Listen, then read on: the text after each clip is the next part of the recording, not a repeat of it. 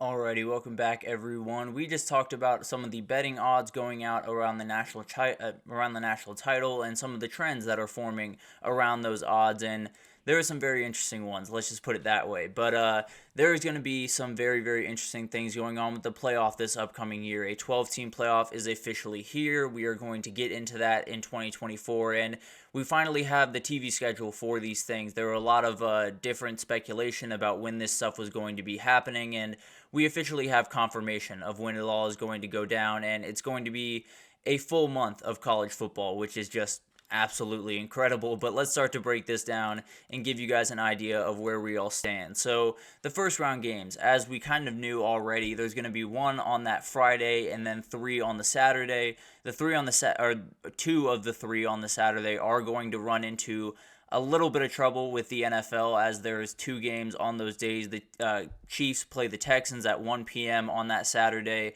and the Ravens play the Steelers at 4:30. So definitely going to be a little bit of a fight with the NFL on those, but I know where I'm going to be tuned into. Let's just put it that way. I think there's going to be a lot of hype around these games. You know, there's so much excitement around the 12-team playoff and what it's going to be and how, everything's going to kind of play out. But for me, it all really boils down to those first round games are just going to be off the walls incredible. Whether it's, the Friday night or the Saturday afternoon or the Saturday night, it doesn't necessarily matter. I think all of these places are going to be on fire. When you get a home environment for a game like this, I think it's going to be one of the best environments they've seen at pretty much every stadium that gets to host these this upcoming year, whether it's in Austin, Texas at DKR, or up in Happy Valley, or in Ann Arbor and the Big House, whatever that looks like. These crowds are going to be off the charts. Now, it is going to come a little bit after school ends for some of these different schools out there, but the kids won't care. I can promise you that. There will be plenty of people in those cities, especially some of the big time cities where some of the teams have national title hopes. When you talk about the Big Ten and the SEC, there's going to be two of these teams in these games that maybe don't necessarily belong there. If they're probably a top four team in the country, but you don't get that automatic bye if you aren't probably the Big 12 or the ACC champion. So a team like Texas, who is the second in odds to win the SEC right now, or a team like Oregon, who's second in odds to win the Big Ten right now, they're going to be sitting at 5-6, and that means you're going to get a game in Eugene and get a game in Austin, and it's going to be absolutely bonkers in both those environments. I can promise you that. I think if those are the two teams that come out, they're going to be on the two best slots, which honestly, frankly, right now are probably the Friday and the Saturday night because of the conflict with the NFL during those first two slots. And also, the first two slots are on TNT, which is kind of a new little wrinkle into the college football playoff world. ESPN sub-licensed some of those games to TNT, and it sounds like it's going to be the two games that ESPN might not want quite as much because they're running into the NFL as well. It'll be really fascinating to see who TNT has calling these games. I don't necessarily much care who it is calling it. I do care who is on the desk in the pregame, and it has to be Ernie Johnson. It has to be the boys.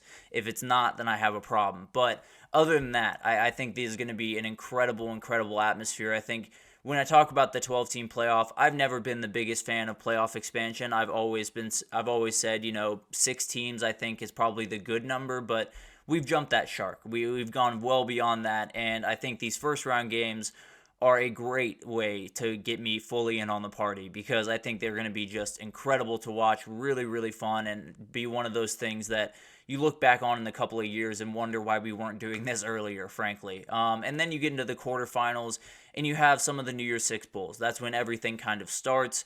You have the Fiesta Bowl on that Friday, I don't really know what day of the week it is, frankly. Oh, it's a Tuesday. There you go. A Tuesday on New Year's Eve, so kind of the same style that we've been doing in the past couple of years, but now they're playoff games, and now they're quarterfinals, and it'll be fascinating to watch. Definitely will be big-time games those days. I don't really know if the tie-ins still play any type of factor in the way that this is set up. I don't think they do, frankly, but it'll be really interesting to see. A team could win the Fiesta Bowl, the Orange Bowl, and a national title all in the same year. So it'll be really fascinating to watch, and I think one of those things that is going to be fascinating to watch is what we just talked about with the first round games, where a team like Oregon or a team like Texas or Bama or Ole Miss, whoever it is that comes up a little bit short in the SEC or the Big Ten, are going to be probably in these games. Maybe they get upset in those first round games, but let's just say they find their way to the quarterfinals.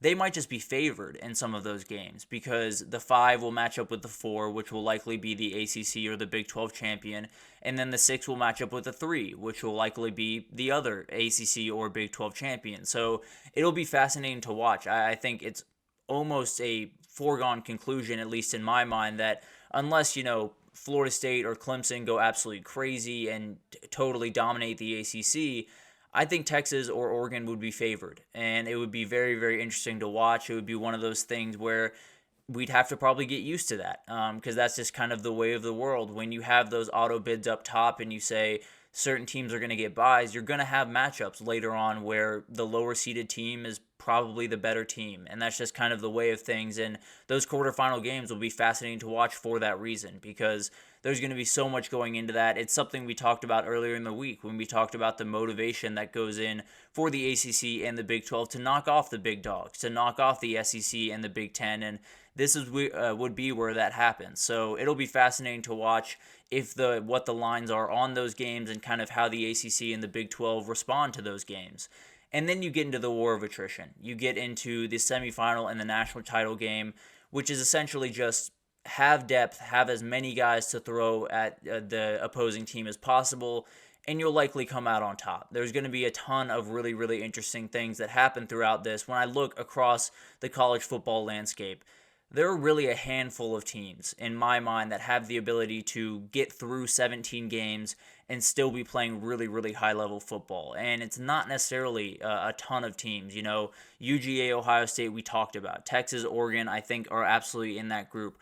Ole Miss and Bama are kind of hanging around that group, but definitely have some holes that you'd like to be a little bit more sturdy. And then you have Michigan and Penn State, two other teams that absolutely have some depth, but definitely some worry spots as well. So it's going to be fascinating to watch, which team actually comes out on top. And not only that, who is the players that are making those plays? Is it a guy that started on the bench to start the season? Is it a guy that, was a third stringer, or someone that, didn't even expect to be playing in these games, finding their way into a big time moment? So I think the very, very interesting thing about this playoff and about the future of the sport is depth is more important today than it ever has been before. And especially when you might be cutting the roster cap, it's going to become that much more important. And roster management and everything like that is going to be so, so hard to kind of wrap your head around. But it's the future of the sport. And if you want to get 17 games deep and win a national title,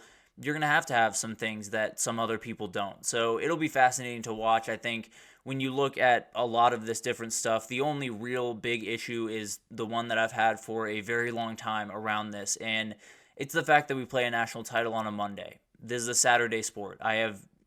It doesn't make sense to me. I understand you're trying to, get out of the way of the NFL. Don't get out of the way of the NFL. Just play the game on the day that we're all expecting college football to be played, and don't make us do it on a Monday when I have to wake up the next day and do one of these shows or go to work or do something like that. So make it a Saturday game going forward. That's the easiest layup in the world for the NCAA or for the college football playoff to make. So that'll be fascinating to watch, but we're going to take our final break here. And when we come back, we're going to talk about some of the different things going on in the world of recruiting. Definitely a huge week for recruiting, and UGA was right at the center of it. So we'll break that down right after this, so stick with us.